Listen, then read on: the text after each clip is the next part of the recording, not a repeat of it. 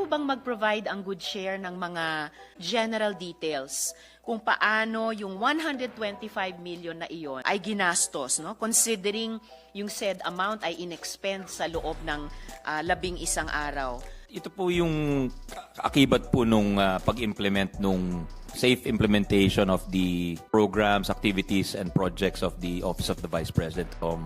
Libreng sakay, yung pagbubukas po ng maraming satellite office, yung pagbibigay po ng tulong sa libing, sa paggamot, sa napakarami po. There's so many services that were provided by the OVP, Your Honor.